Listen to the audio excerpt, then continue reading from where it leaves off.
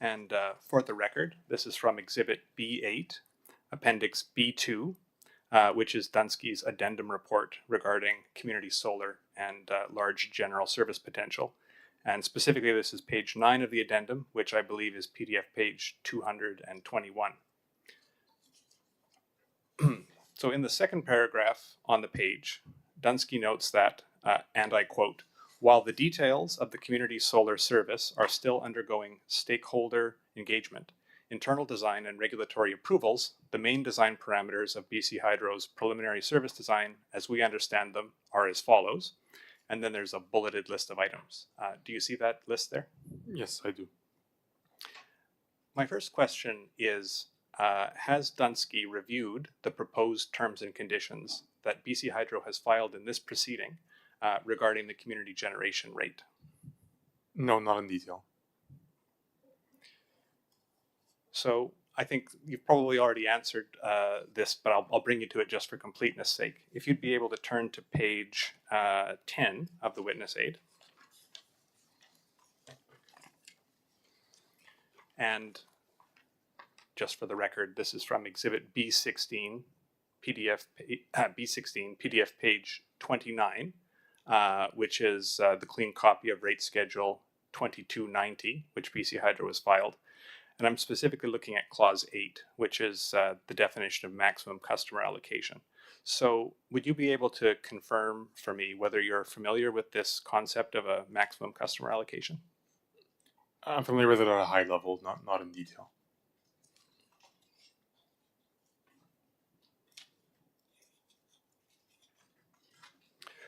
Could you now please turn to page 26 of the witness aid? And while you're turning, I'll note for the record that this is from Exhibit B8, PDF page 225, again from the Dunsky report that I referenced earlier.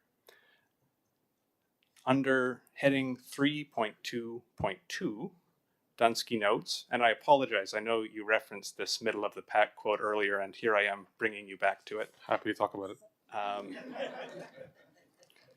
I'll read just the first paragraph for the record. Quote, "Leveraging the findings from the jurisdictional scan, we then assessed BC's market and the community solar service proposed by BC Hydro against the best practices from leading jurisdictions. Insights, our modeling, and interviews with key stakeholders were also considered in our assessment. Input from key stakeholders and the results of our evaluation are summarized in table 3.1, and then you go on to discuss this middle of the pack concept in the next paragraph. You see that? Yes. Thank you. So if you could turn to the next page, that's page 27 of the witness aid. We have table 3-1, which is an evaluation of enabling conditions for community solar in BC. You see that? Yes, I do. Would you agree that there's no reference to BC Hydro's proposed maximum customer allocation in table 3-1? Yes, there isn't. And I would say we weren't fully aware of the concept at the time of the evaluation that you're referencing here. So that being the case, would you agree that BC Hydro's maximum customer allocation proposal was not considered as part of your evaluation of these enabling conditions? Yes, that's fair. Would you say that this maximum customer allocation proposal would be relevant to an assessment of these enabling conditions? I think it would. Sorry, would or would not? It would be. And are you aware of any other jurisdictions, say in the scan that you took part in for this report, where there was a similar maximum customer allocation criteria in place?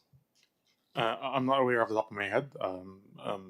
That research might have been conducted as part of the jurisdictional scan, but I don't have that information. Would you be able to take that as an undertaking, perhaps? Undertaking to understand if our research included that? Correct, yes. Information?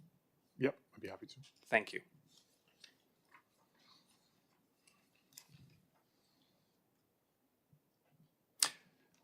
Do you, and I'm not sure if you'll be able to answer this today, but do you think that if Dunsky had considered the maximum customer allocation as part of this evaluation, it may have impacted your assessment, your middle of the pack assessment? It's hard to say off the top of my head without having reflecting on this for a bit further. But when I look at the 5 criteria, I think it would have virtually no impact on the solar credit value. I think it would have no impact on the program and project cap dimension. I think it does not have a direct impact on eligibility criteria per se. Although obviously restrictions could impact that. It does not have an impact on the billing methods, and I would say it does not have an impact on the market enablement and support. So I'll be happy to take that back and reflect on it and offer a more informed answer, but my initial feeling is it could impact directionally the eligibility criteria assessment. But again, this is this is not a scientific exercise of quantitative assessment. This is a qualitative assessment of the program relative to the benchmarks. So I could see it potentially impacting our assessment of that third criteria. And understanding that this is perhaps not an exact science and a qualitative exercise to some extent, sort of directionally, if you had included this factor as part of your evaluation, do you have a sense of how it may have impacted your conclusions here? I think generally, like any restriction that adds a loop or a hoop for folks to jump over would create a barrier to participation, and I would deem it as something that makes it harder for that adoption to take place. I don't think it would have changed the middle of the pack characterization, unfortunately. But again, this is a qualitative exercise, so it's very hard for me to be able to pinpoint the impact of one specific factor on the assessment. But as a package, like one of the factors that we considered in our assessment was that at the time of the proposal, BC Hydro was considering constraining participation to folks within the same customers within the same region. So that was part of our our assessment that classified it as medium. So if that clause is out, and we're putting now another clause of benefiting participation, limiting benefiting participation to certain criteria, perhaps that would have qualified it as a medium. So I don't know, and I don't think that I don't think so. I don't think it would have impacted our middle of the pack assessment on the aggregate. Understood. And I won't belabor this point too much. I think I have one final question on this point. I take your point about how some of the other factors that were considered in this table may have since sort of changed with the over the course of time. But if we just focus on this maximum customer allocation point, leaving everything else equal, so assuming everything else in this table didn't change and stayed the same, would it be fair to say that the inclusion of that one additional criterion, that maximum allocation, would perhaps result in BC still being in the middle of the pack, but a little bit further back in the middle, if you kind of follow my drift? Yeah, I could rephrase if you would like. No, that it would still be in the middle of the medium range as you described, but somewhat more constrained than it would otherwise be. Yeah, again, so this was also intended to be like a relative ranking. So again, without the information available to me right now about whether the other programs had similar constraints on benefiting customers and allocation, I wouldn't be able to give a conclusive answer on that. Understood. I'll move on. Thank you. Could you please turn to page 3 of the witness aid?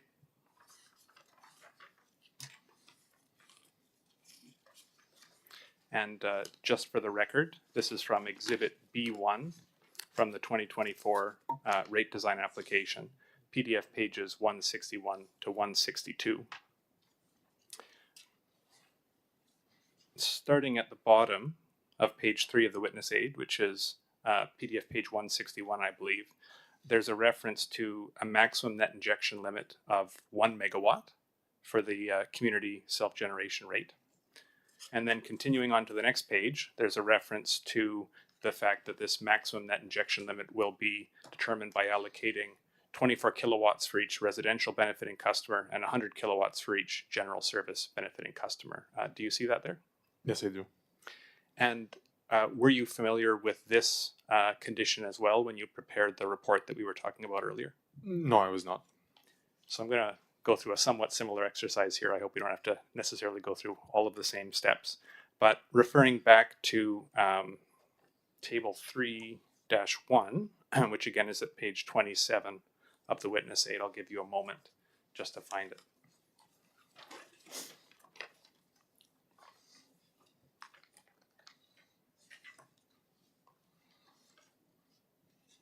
Yes. So I have a similar question then. Would you agree with me that there isn't a reference in this table 3-1 to this notion that the maximum injection limit would be sort of prorated according to the number of customers, benefiting customers for a given project? No, there's no direct reference to that.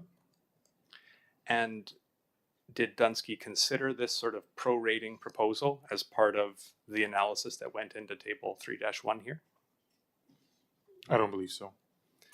And so again, taking the points that you raised earlier in your responses to my question, but directionally, would you agree that the inclusion of that additional requirement would tend to, say, affect the results of your analysis here one way or another directionally?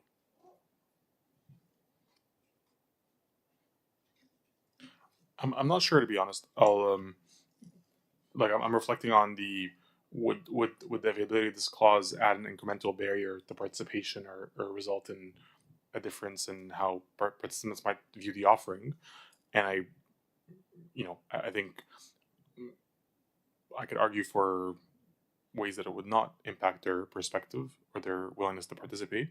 But as I said earlier, hoops for participation generally I would view as a barrier. So to the extent that that would, impact our assessment of eligibility criteria, but perhaps it would impact directionally the ranking or the assessment. But again, I would point out that we did the evaluation with what we felt at the time was a much bigger constraint, which is the regional constraint. So with the removal of the regional constraint, in addition to this other constraint, it might still be classified as medium qualitatively. Thank you. Bear with me for just one moment, please, panel.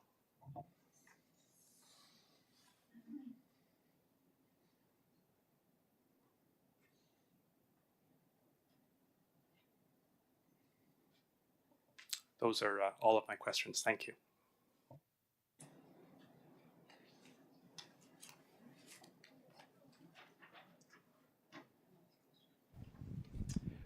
And the panel here has no questions.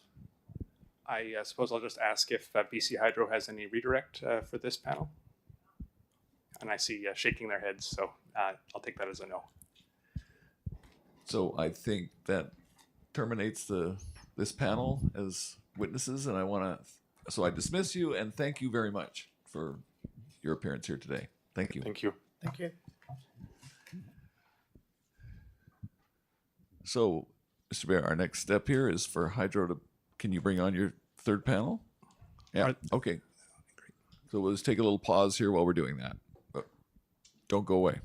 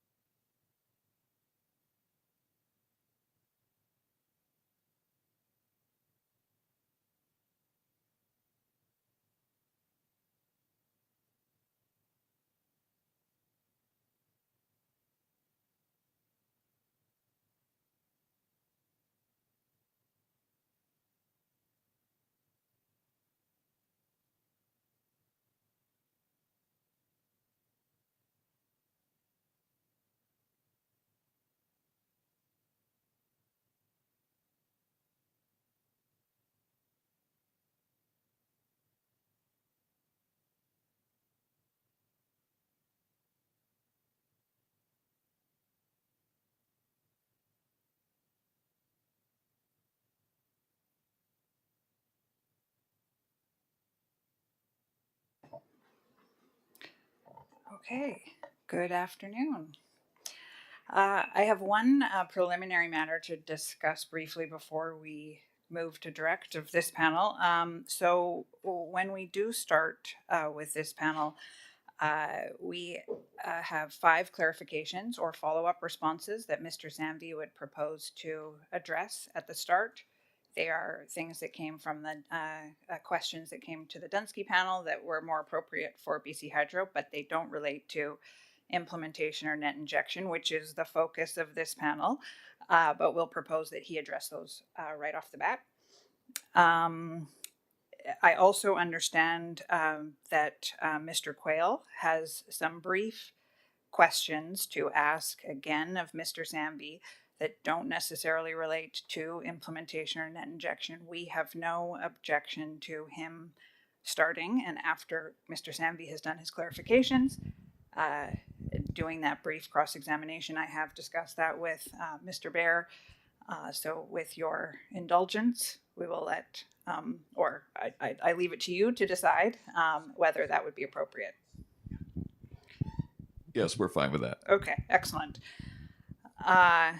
And then I would also just remind everybody that this panel, despite Mr. Samby being here on a similar theme, and he is a very extremely helpful witness, that we would try to keep the questions to not revisiting panel 1 topics, but that we keep it to implementation and net injection. And I ask BC Hydro and your panel Yes. to be observant of that and not be hesitant to point out that you've dealt with this, and we can always decide if we disagree with your position. Thank Absolutely. you. Great. Okay. So, good afternoon, panel 3. Mr. Sanders will do your exam. Oh no, first we need to have each of you affirmed.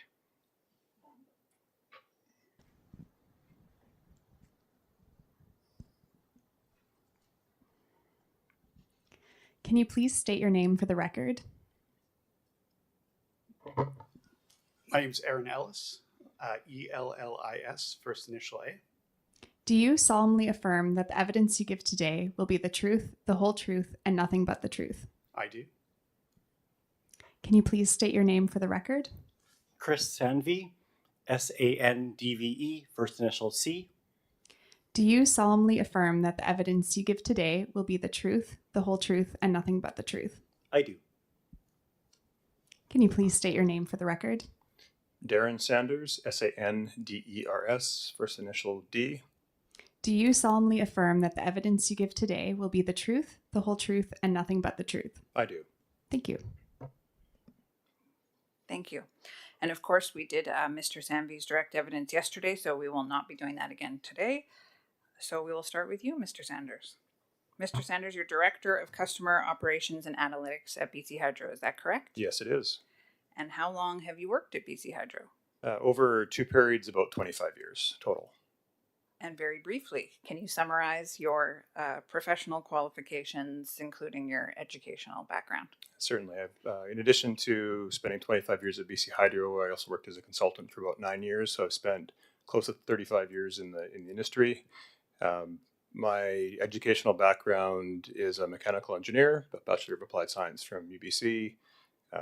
And I've also got a Master's of Business Administration from Simon Fraser. On top of that, with respect to my qualifications, I'm both a professional engineer and a chartered public accountant, which was a bit of a career change somewhere in the middle there. Yeah, probably sums it up. That does.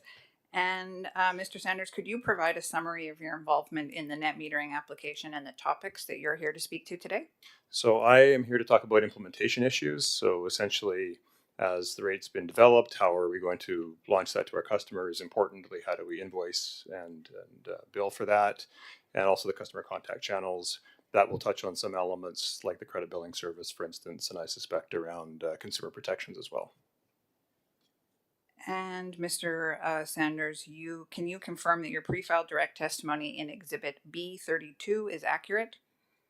It is, yes. And you have any corrections you need to make to it? No corrections. And Can you please adopt that evidence? I will. Thank you. Mr. Ellis, you're a senior manager distribution asset planning at BC Hydro, is that correct? Yes, I am. And how long have you worked at BC Hydro? Just over 13 years. And again, very briefly, can you summarize your professional qualifications and educational background? I'm an electrical engineer and have a Bachelor of Applied Science in Electrical Engineering and am registered as an engineer in the province of BC. I've worked at BC Hydro for 13 years. Prior to that, I worked as a consultant doing power generation projects.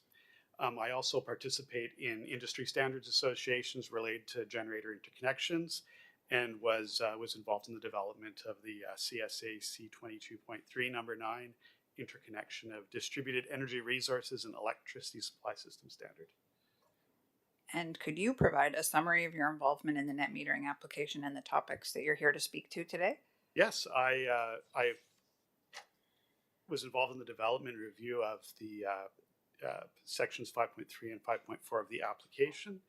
I respond specifically around capacity limits for self-generation and community generation.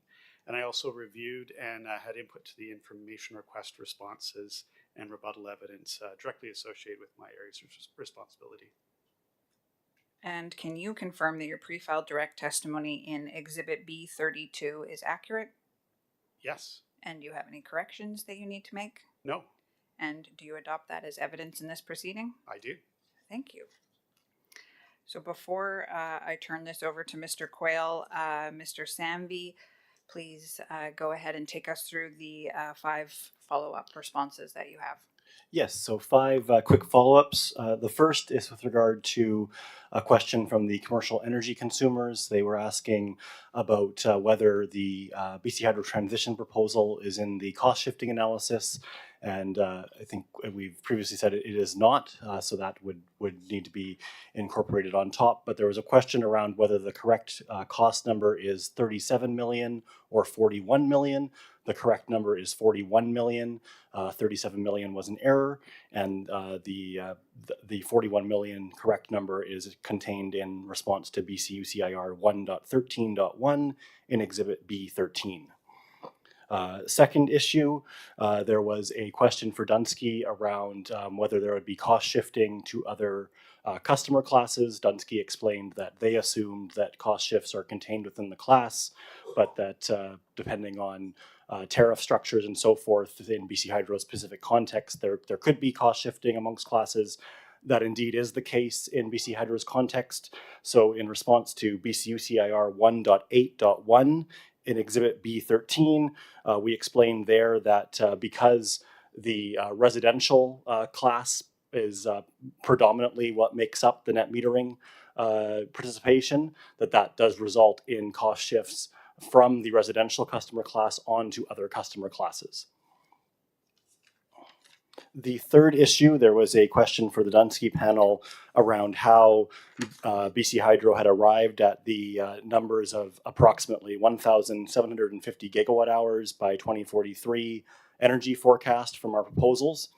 And on page 7 of Exhibit B8, there is a breakdown of how we arrived at that figure with detailed footnotes to how those numbers were calculated with reference to the Dunsky evidence. Issue 4, there was some discussion around the issue of instantaneous netting, and I just wanted to add a point of clarity to that discussion. So it is correct that BC Hydro had historical data on an instantaneous netting basis, and we provided that data to Dunsky. The clarification I want to add is that we took that instantaneous inflow and outflow data and we then grouped it on an hourly basis. So in other words, we took the instantaneously measured inflow and outflow, and then we netted it for each hour, and then that was what we provided to Dunsky. So just wanted to add that bit of detail. And the final matter, Mr. Hanafi had mentioned that the rebate costs were amortized, and he said over a 20-year period. And I just wanted to correct that demand side management is amortized over a 15-year period, not a 20-year period. Great. With that, thank you, Mr. Zambi. I'll turn this over to Mr. Quayle. Thank you. Please go ahead, Mr. Quayle.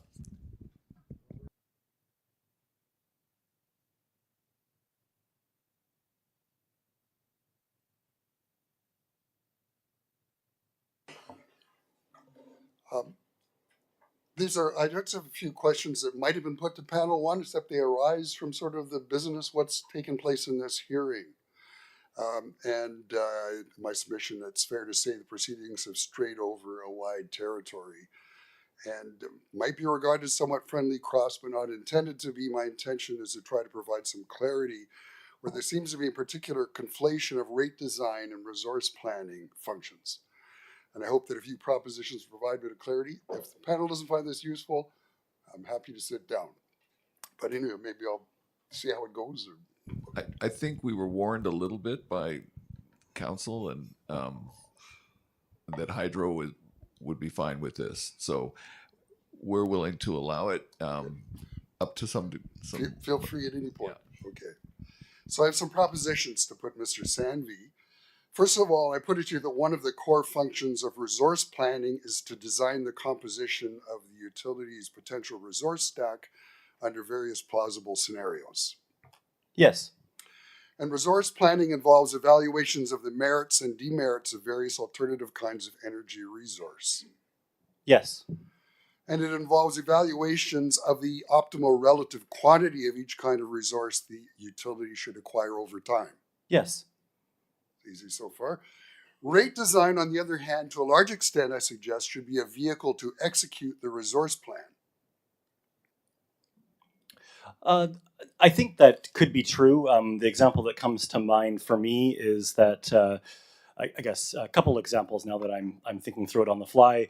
One would be that if a resource plan had selected, as indeed BC Hydro's resource plans do, time varying rates for capacity shifting, that would need to be actioned through rate design.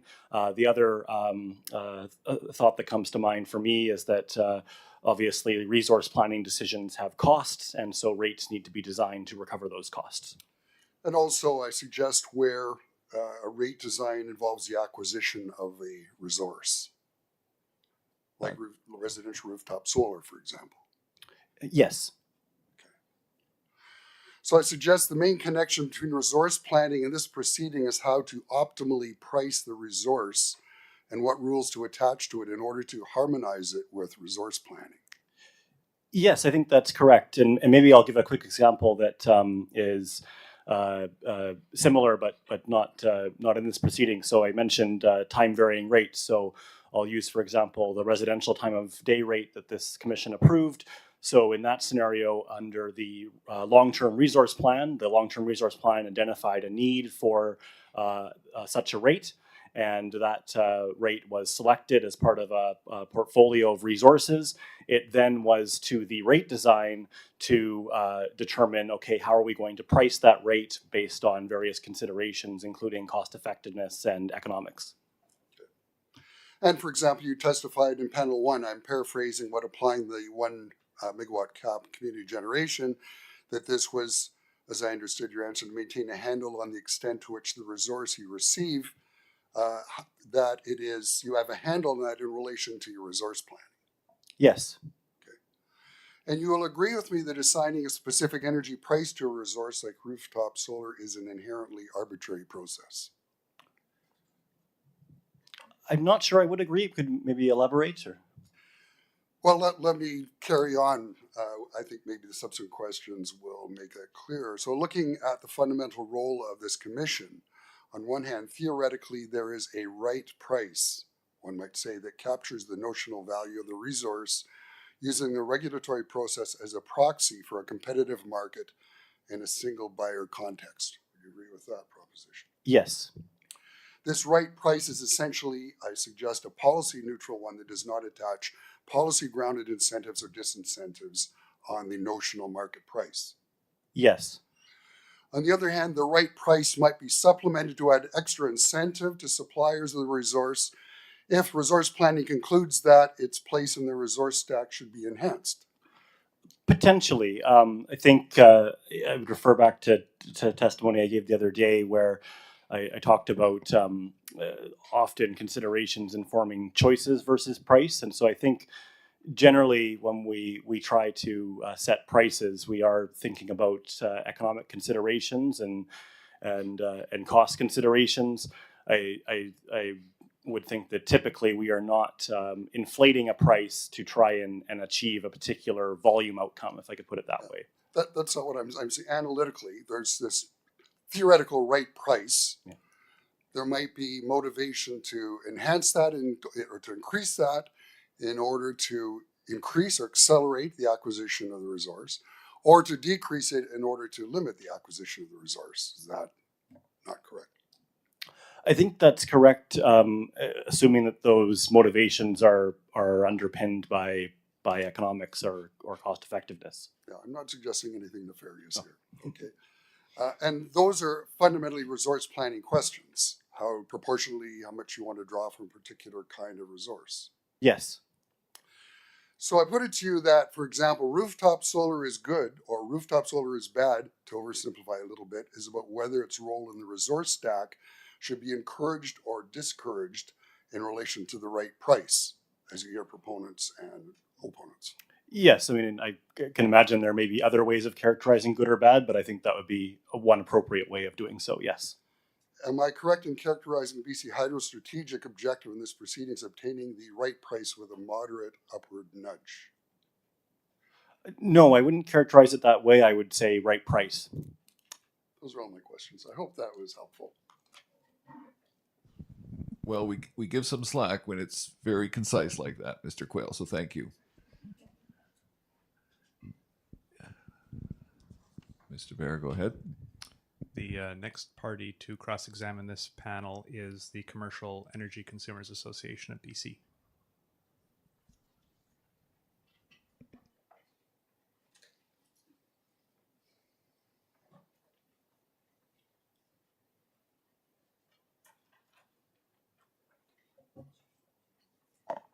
David Craig, CRAIG for Commercial Energy Consumers. I'll try and keep right on the microphone. Thank you. Please go ahead, Mr. Craig. I have three short discussions with regard to potential implementations. The first one I'd like to start with is the 1 megawatt limit. And there's been discussion that it might be increased. My observation of my client base, the commercial sector is often organized in various municipalities in an area. And when I observe flying over it, there's large roof areas contiguous to each other. And I'm wondering from an implementation point of view, how the 1 megawatt limit would impact potential implementation across significant sectors of commercial energy consumers at higher scales and better economics, as we discussed in the Lazard exhibit, that there's opportunity to get more cost-effective solutions. So I think kind of going back to what we put in the application, our information responses, the 1 megawatt limit basically is there on from a policy perspective, which Mr. Samby talked about this morning, but on an interconnection perspective, it's kind of one of those good lines for us where we're not overly complicating the interconnection process for the customers. We're keeping the studies relatively quick, the study costs low, and really minimizing the upgrades required. And so that's kind of what we've put forward in the argument. But I also kind of like to go a little bit further than that, kind of back to your question, is that when we look at a megawatt of solar, we're talking about 5+ acres. And yes, some of those buildings, I know when you fly over down the Fraser River to the airport there, you can look at the top of the Lululemon building and you can see less than a megawatt of solar on that roof, right? But I think from kind of the two sides, we're trying to keep the interconnection process fairly simple for these customers. But also, I think we're talking kind of about, who is the average customer connecting? And I think kind of looking at those buildings or looking at the Lululemons of the world, they're within that 1 megawatt size range. And does it have to be a fixed limit for everybody, or can it be a bit more dynamic so that there's a limit that's more driven by what you've just talked about, the interconnection requirements and processes and potentially the economics of the project? Yes, I guess the 1 megawatt is a one size fits all, but it is quite dynamic in that it's a 1 megawatt net injection. So if that warehouse has a lot of load, they can go 1 megawatt's what they can inject. They can offset, the warehouse load or the sawmill or what have you. And some of the larger load displacement projects we've seen at sawmills or those industrial parks, they're quite large, but really all the solar is consumed on site. And when you're doing that discussion, are you looking at a single commercial location as being relevant to the limit, as opposed to I was looking at the whole collection of a commercial area? Right. So we're talking about a single installation for the 1 megawatt limit. And would there be a potential for discussion about implementation for a collection of commercial areas? Within the rate, we're not envisioning that, but if the one warehouse does it, maybe the next one will follow, but I don't think that we're envisioning that. And the community concept that's been talked about, is that not relevant to a bigger collection?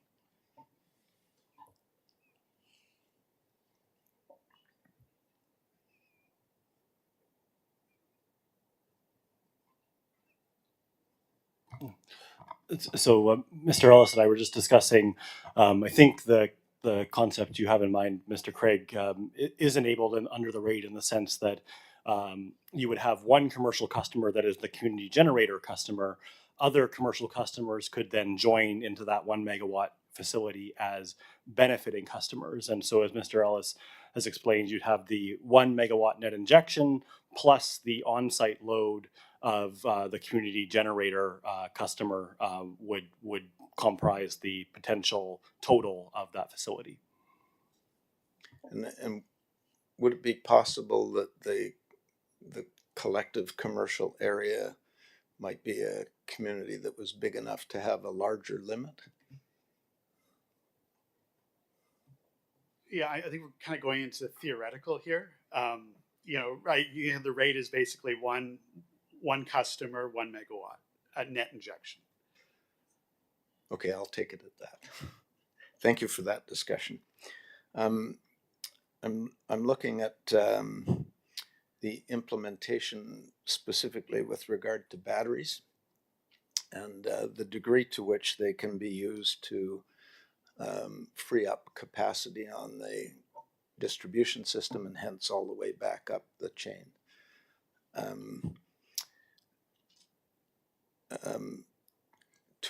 To what degree out of this program do we expect some significant scale in the amount of battery capacity? We haven't put together a forecast, but I think the primary driver of this program is energy. And I think if I'm a consumer or a commercial customer, I'd be thinking about what economic value am I getting out of the battery, and I don't. The rate schedule doesn't necessarily play into that decision. That was my perception, and I'm interested in advocating a focus more on the battery in the sense that from the FACO studies, we understand that 50% of the cost is in the capacity.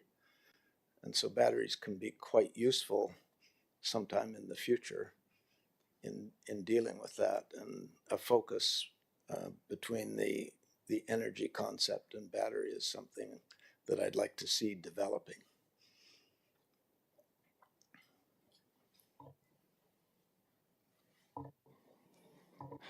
Oh, there we go.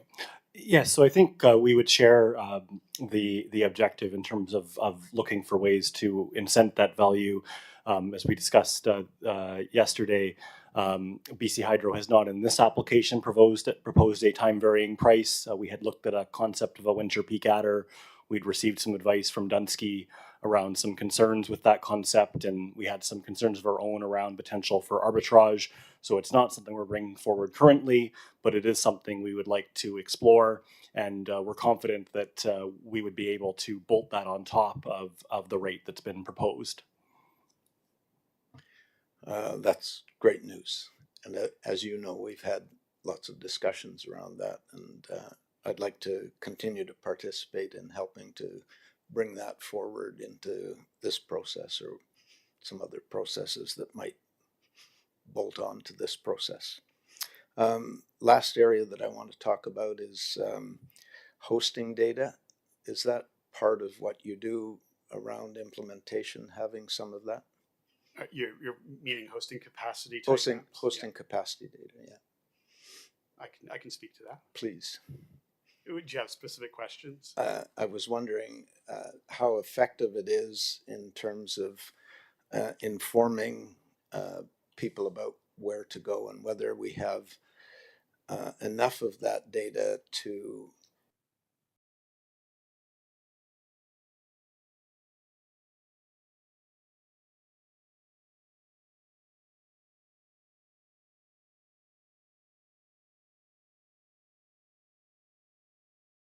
capacity maps. I mean, I'd love to do them. I think they're exciting, but there's basically, it's what is the payback on the investment we would need to do to make those maps. So right now we offer people, they can pick a site, talk to Hydro for 2 requests a year. We'll give them free information on what can be hosted at that site without upgrades, and also like a look into what upgrades are needed at that site. Again, kind of going back to these programs, most customers are looking at installing solar at either their home or their business. So it's kind of, they really only have one site. They don't have multiple sites. I can see from a community generation standpoint looking for multiple sites, but we do offer that option of if they have several sites that they're considering, they can send us those sites and we will provide that information. When I talk to some of the planners at the resource planning end of things, the conversations that I've had were that from an implementation point of view, there was a possibility that we could look at feeders and find optimal siting for significant scale opportunities. Yeah, so again, kind of in our information request, we did talk about when we look at non-Mars alternatives, and right now we do that on an annual basis where we target certain feeders for non-Mars alternatives, things like energy efficiency, batteries, those types of things. So it's really more we look at the small number of feeders where that would be a benefit versus kind of doing a large sweep of all the feeders where there wouldn't necessarily be that benefit. So the closing question on that is, could we see that developing as a benefit between the distribution planning where we don't have an optimal plan and the resource planning, that we could build up towards that kind of information?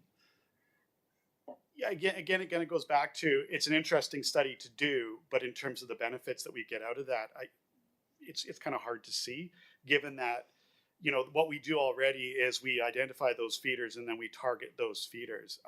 I think kind of when you look at load growth on a distribution feeder in an area like Burnaby, you know, around Brentwood, we have huge growth. You know, solar there is not going to, or batteries aren't going to slow us from building those projects. Really, there's a small number of feeders. They're generally rural, they're heavily loaded, and growth is slow.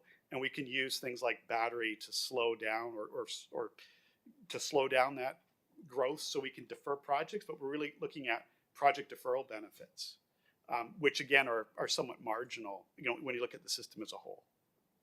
And I'm looking at this as part of a longer term development in the implementation and the effectiveness of how it happens at the distribution level, and integrating that with the longer term planning as a desirable place to go. And so a question from that? Yeah. Yeah, and so would you agree that it's potentially a place to go sometime in the future. I'm going to say it's an interesting conversation to have, but probably not here today. That's fine. I mean, he has started to answer it with the idea of what kind of areas where that might make sense. So, and then I think it's a broader conversation that people can have anytime. Yeah. Sure, and this is for argument later. So those are all my questions. Thank you. Thanks, Mr. Craig. Mr. Bear, who's next up? Next in the order to cross-examine this witness panel is the British Columbia Old Age Pensioners Organization.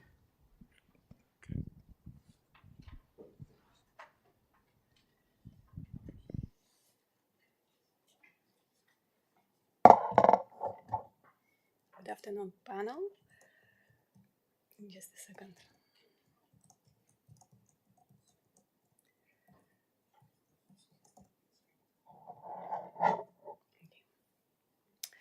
I have several questions on a topic regarding injection limits. Please refer to Exhibit B-1. It's BC Hydro 2024 Rate Design Application, PDF page 148. Do you have the page number reference as well? Yes, 5-10.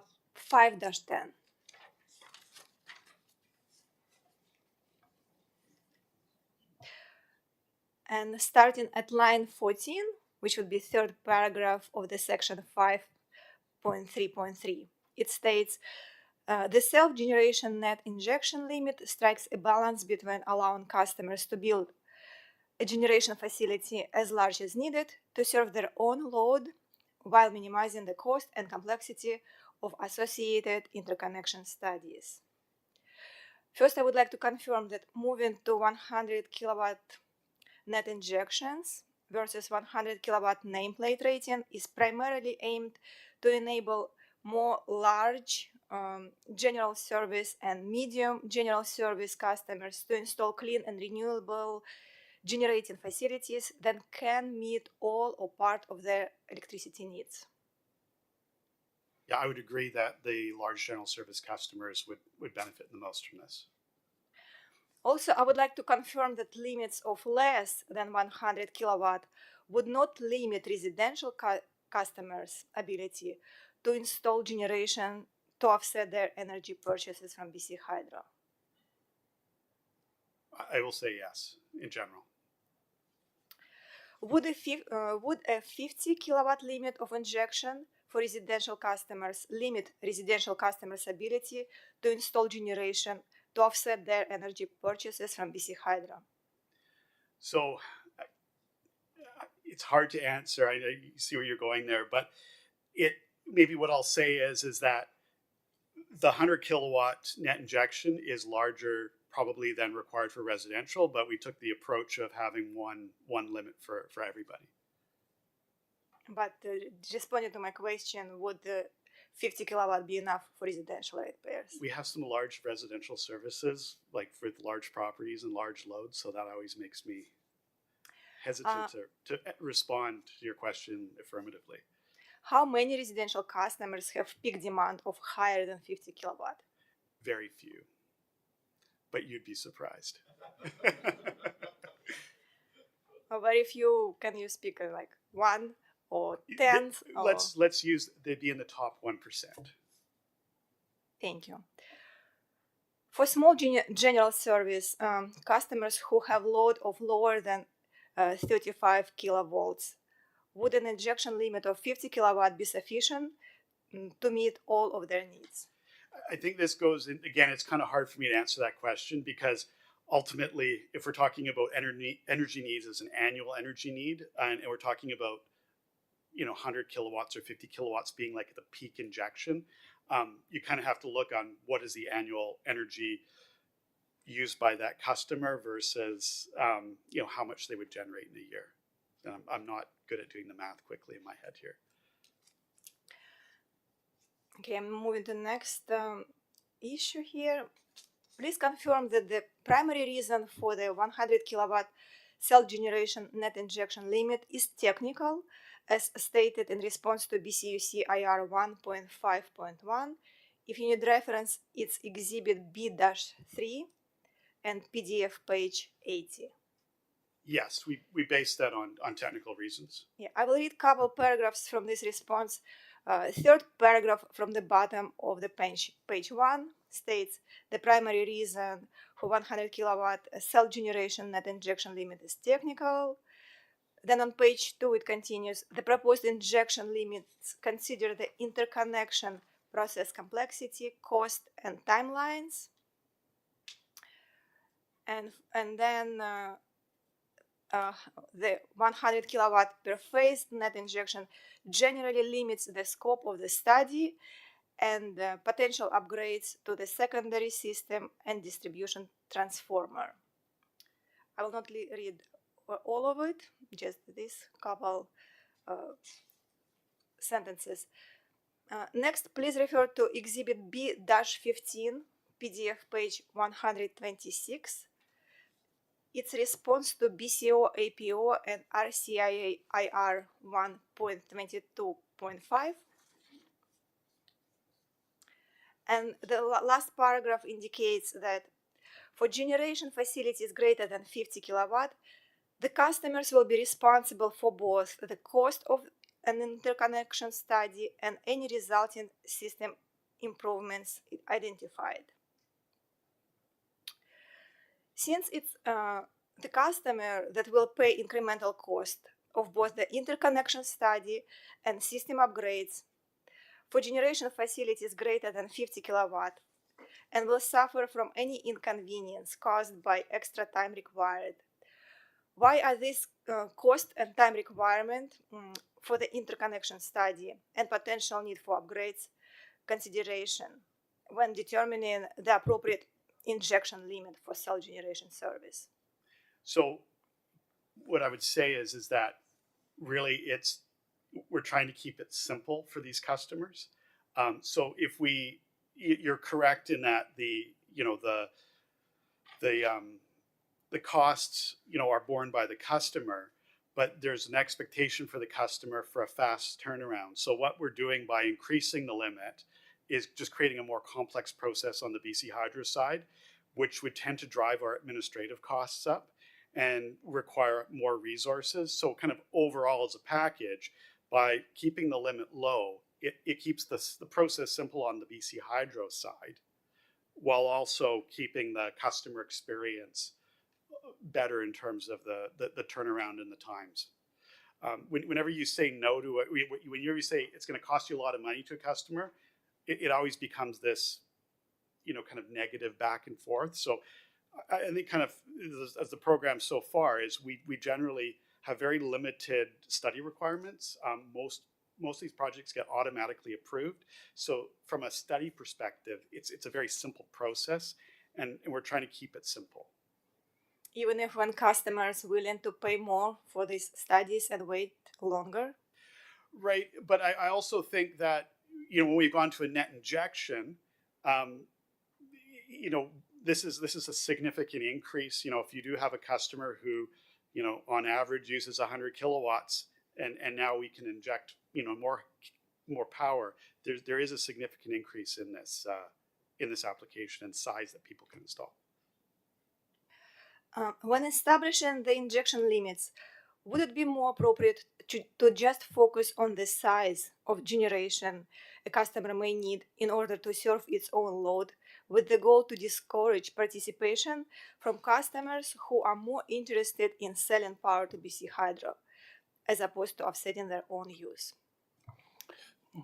I don't think that would be the approach we would take. Maybe remember yesterday I talked a bit about the 2019 application proceeding, and I think the concept you're suggesting, Ms. Meese, is similar to the concept that the Commission in 2019 was a bit reticent around, where BC Hydro at the time had, I think, proposed something similar of saying, we're going to try and cap you at your load. I think the Commission's perspective at the time, which I think we've tried to carry through into this proceeding, was that as the program evolves, there is a potential for it to be part of meeting future energy needs, and so let's not preclude that from taking place, and I think that's why we haven't gone to that particular concept. Thank you.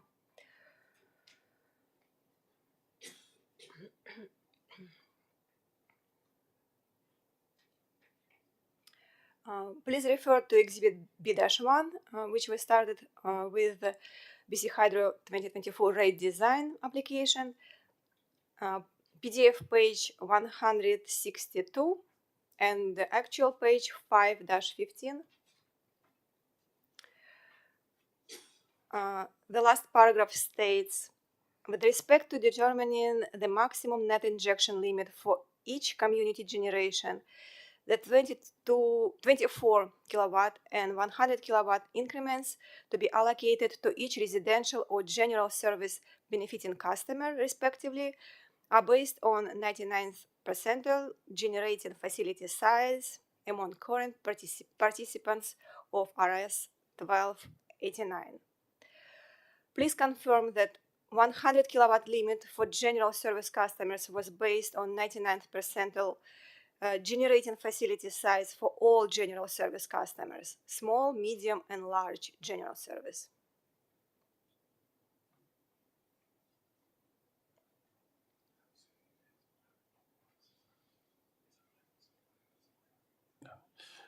We believe that's correct. Mr. Barami would know for sure. He was, of course, on the previous panel, but Mr. Allison, I believe that to be correct, yes. Please confirm that small general service customers have demand of under 35 kilowatt.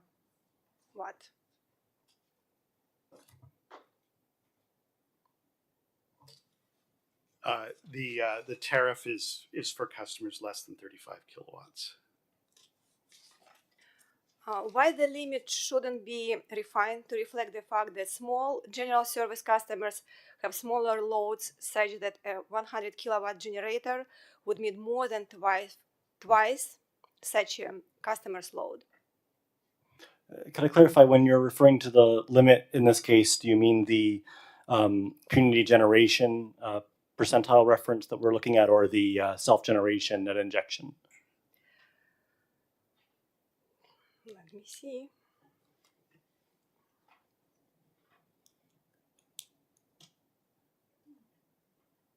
Net injection.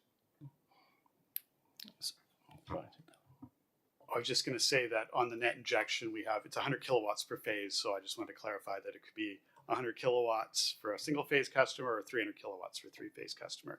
But to your point, again, kind of as I mentioned previously, it's a single limit for everybody. We didn't consider separate limits per rate schedule. That wasn't considered. But what I will say is customers do move between those rate schedules. We never quite know what a customer load is. We kind of, based on past experience, kind of generally know what they're going to use, but customer loads do change over time. Okay, those are my new questions, but I have clarification from panel number 1, some questions which I asked yesterday. Let me see.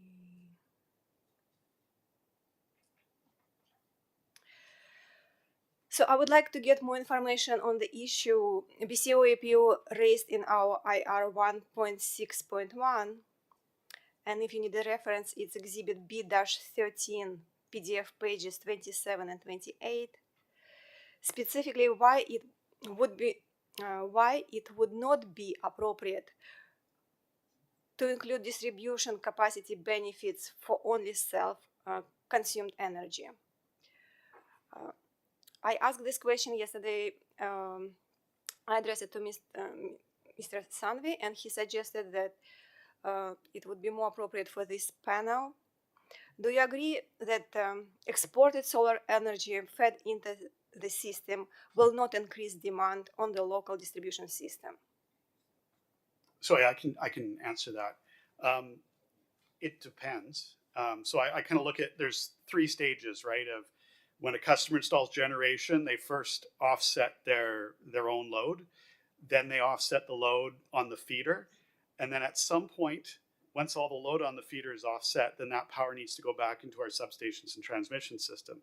So for the case where we have a lot more generation than load, we could get into a situation, and we do with large IPPs, of where we're having to size up our distribution system to send the power back to the transmission system. So if you're in that kind of third category, yeah, it could increase the distribution capacity for sending energy back into our transmission system. I'm trying to understand how exported solar energy fed into the system could result in meaningful benefit in terms of reducing the need for future upgrades on local distribution system. Now, will BC Hydro still need to plan for upgrades despite the fact that at some point exported solar energy fed into the system? Because at different point of time, there will not be solar energy fed into the system. When you plan upgrades, do you consider the possibility of zero solar energy in the system? So for distribution connected IPPs, we plan for the IPP not being there. So if a hydro IPP is there, zero injection is what we plan for. On net metering, it's slightly different because the net metering numbers are part of a distribution feeder's load. So we consider whatever contribution there might be to the peak as part of our planning process. But kind of as we've talked about through the evidence, majority of our feeders are winter peaking or summer peaking in the evening, where solar doesn't significantly provide a capacity benefit. So when you plan your upgrades, you consider that there's always solar? So for net metering, which are a collection of small, when we're looking at, we would consider whatever solar has been installed and what the performance is as part of our planning. But if somebody came and built a large solar farm, we would exclude that.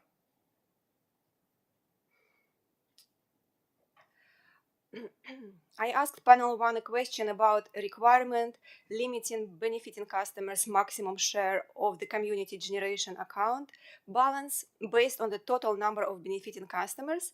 And Ms. Cho confirmed that the community generator customer will provide information regarding the percentage allocation that will be made to each benefiting customers.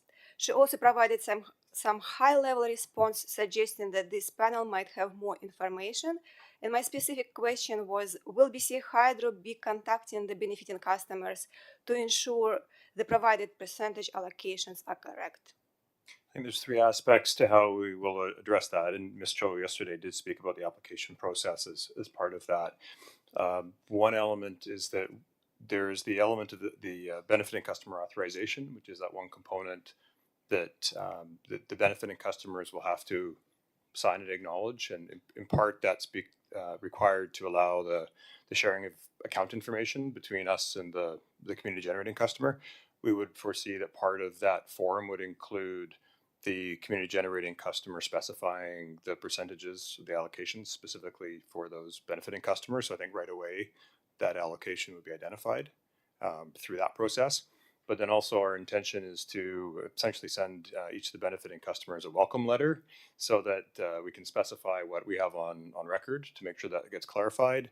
And then the third one is ultimately when the facility is in service is to make sure that the percentages are specified on the bill itself when we send it to the benefiting customers. And in doing that, whether or not BC Hydro is the party that is doing the credit distribution service, that way we'll maintain that visibility and transparency with the benefiting customers. And if they see issues with that, then they can respond accordingly.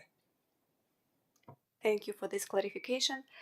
My last question yesterday was about the optional credit billing service. And I asked which approach does BC Hydro plan to use after 2-year grace period? Will the recovery be based on annual cost incurred, or will it be based on a tariff approved by BCUC? I think in looking at that, tariffs approved by BCUC should reflect annual costs anyways.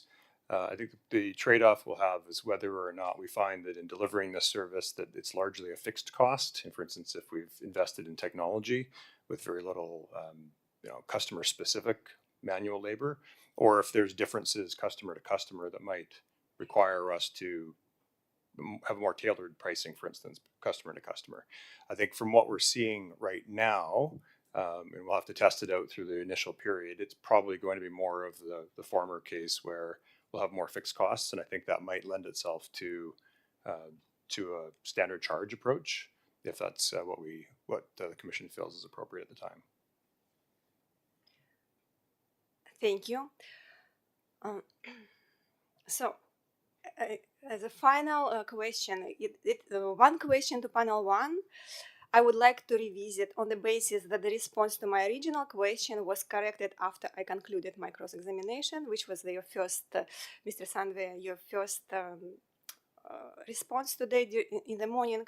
It's on the issue of determination of energy price based on hourly pricing data. I have a follow-up question regarding clarification from Mr. Sandve that BC Hydro did not have hourly price data, which Dansky asked for. Can BC Hydro obtain this data? My understanding is no, we cannot. We don't have it. And why not, given that energy benefit is the most significant contributor to the determining of the energy price for exported energy from net metering customers, and Dansky today confirmed that they can refine calculation using this data. I can't speak specifically as to why the data does not exist. I know that Dunsky made their request to Mr. Barami for that data. Mr. Barami approached the department that is would have any data related to mid-sea pricing, and they advised they do not have it. Okay, thank you. That's all my questions. Thank you.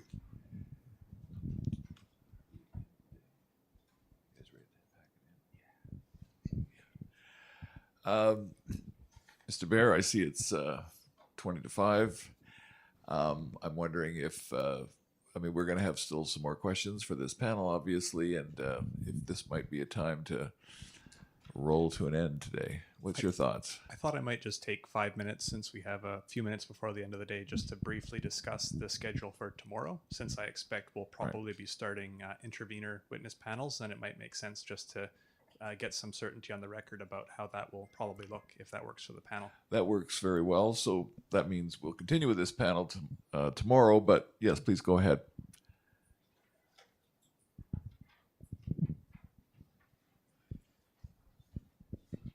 This way I can look out at everyone a little more comfortable, you know. So as things stand, the order of appearances for the interveners testifying I've put together is as follows, subject of course to the panel's approval.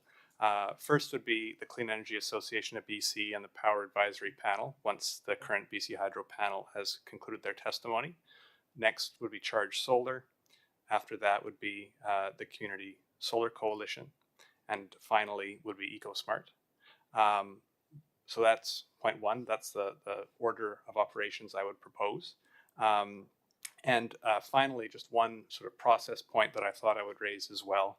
I understand from discussions earlier today that for Charge Solar, one of the 3 panelists, they have 3 panelists that will be testifying, is unavailable after 10 a.m. tomorrow, which might pose a bit of a scheduling issue.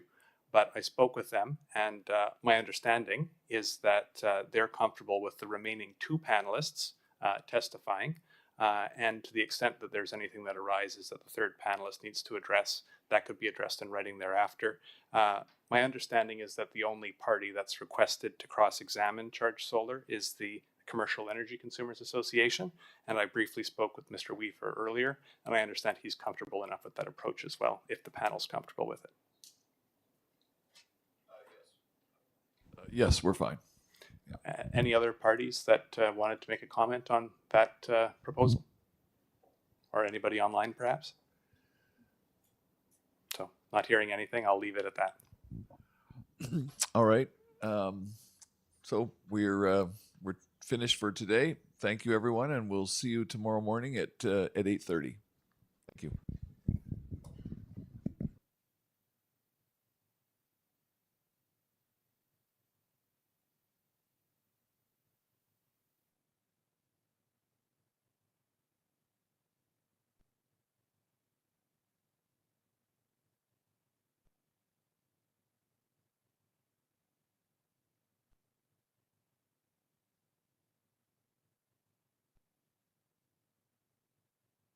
you